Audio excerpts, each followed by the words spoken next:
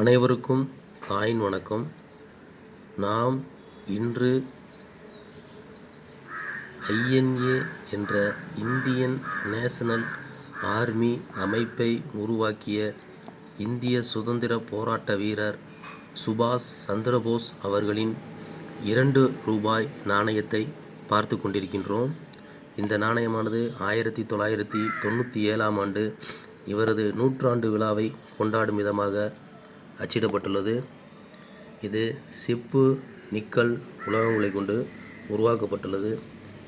ICS என்ற Indian civil service தேர்வில் தேர்ச்சி பெற்றுள்ளார். இவர் சுதந்திர போராட்டத்திற்காக ஆற்றிய பணி மிக பெரியது. இவரது வாசகம் செய் அல்லது செத்து மடி என்பது உலக புகழ் பெற்றது. நன்றி.